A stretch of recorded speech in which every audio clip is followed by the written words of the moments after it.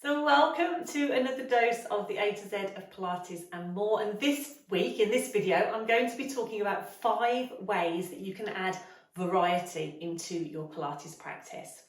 So I'm Zoe, I'm a physiotherapist and Pilates instructor, and I'm the founder of Pilates Health Online. And Pilates Health Online is all about helping women get back into exercise, build their confidence, basically so that you can do the things that you want to do and to manage those annoying aches and pains as well. So this week we are on the letter V. There's not very many things beginning with the letter V, so I thought what we'd talk about is adding variety into your Pilates practice. And it's something that's really important because we want that repetition to build our strength and control, but also we need to challenge ourselves a little bit and we need to add in a little bit of variety. And there are some really simple ways that you can do it without necessarily making the exercises much harder, but it's going to add to the benefit that you're going to get from them. So before I talk about those 5 ways, why is it important and what do we need to do? Do we need to do lots of repetition? Do we need to add variety? How and what should we do? So repetition is important because what we want to do is we want to get our body used to the exercises and we want those muscles to be able to almost work automatically. So repetition is a really good way of doing that. The more we repeat those exercises, the more we get those connections between our muscles and our brain. Those messages can get back to the muscles quicker. We find the exercises slightly easier. So repetition is really, really good, and as I say, it builds on our strength and control. But there's a bit of a downside with repetition if we do it to excess, because if we just keep doing the same exercises over and over and over again, our body does get used to them, and it's almost like we go a bit on automatic pilot, which definitely has its advantages in some situations. But if we're trying to challenge and perhaps work a little bit more on that strength and control, then we need to work in slightly different ways so that our body doesn't just get used to the exercises. You know, sometimes you can just be, obviously your mind's wandering, you can be doing the exercise without even thinking about what you're doing because you've done it so many times before. So that's what we want to avoid. The other thing is that when we are moving around in everyday life, our body is challenged. You know, we change direction, perhaps we have to avoid something. There's lots of ways that our body is challenged in our daily life. So if we're just used to doing the same thing over and over again, when we meet those challenges, we're going to struggle a little bit more. So if we can add that variety and that challenge into our workout, then we're going to have more of a carryover into our everyday life as well. So that is why it's important. But what about those 5 ways to build that variety then into your exercise? So first one is get up off the mat. So we always think about Pilates being down on the mat, doing those exercises, but we need to be doing some exercises in standing as well, because at the end of the day, we don't spend our life lying down on the mat, we spend it up, about and moving. So getting some of those exercises into standing, working on our balance, our posture, working on our movements and perhaps our coordination in standing is really, really nice way to build in that little bit of variety. And also exercising in standing in bare feet if you can. So if you can, and if you haven't got any foot problems that you feel like you need a little bit more support, getting, socks off, feeling the ground, feeling that sort of feedback on our foot position can actually be really, really beneficial in getting that feedback as well. So my first one is getting up off the mat, doing some of these exercises in standing. The second one is perhaps adding in some small pieces of equipment to challenge the body in a little different way. So adding in perhaps the Pilates small ball is a really nice way to challenge those muscles a little bit more. Basically, for want of a better word, making us wobble a bit more. So we have to control our core a little bit more, or perhaps we have to control our leg movements a little bit more, or perhaps adding in the magic circle for a bit more stability, or some weights to add in a little bit of resistance as well. So adding in those small pieces of Pilates equipment can actually change the exercise completely. So it can be the same exercise you've done so many different times, but by adding in that small piece of equipment, it perhaps changes the focus, or it changes the way the muscles work, or just gives us that little bit more feedback on what we're doing. So definitely adding in those small pieces of equipment can help. The other thing that we can do is just do the exercises in a different order. Sometimes we get into a routine of doing certain exercises, and perhaps we have a little routine that we do this exercise, then we do the next exercise. And again, that's great because again, we've built that routine, we're getting our body moving. But if we just keep doing it over and over and over again, our body knows what to expect, it knows what's coming next.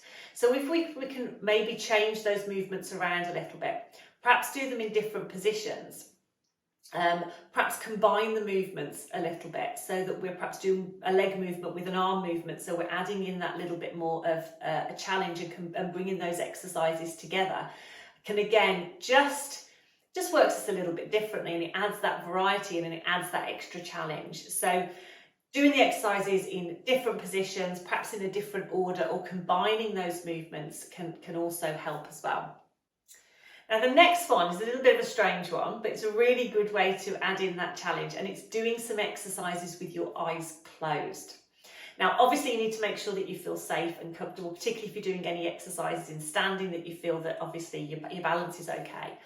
But even doing some exercises lying down on the mat with your eyes closed, again, we lose that sort of visual cue. Sometimes what we can be doing is sort of looking at what we're doing perhaps, or perhaps we're getting a little bit of feedback.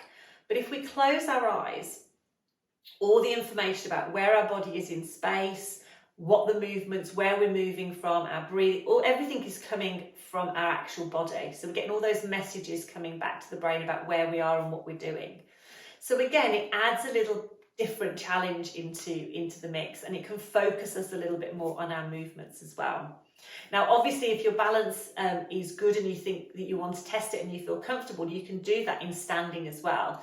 So by closing the eyes, we again challenge our balance that little bit more, and we get that little bit more feedback about where our body is in space and how we're moving our body.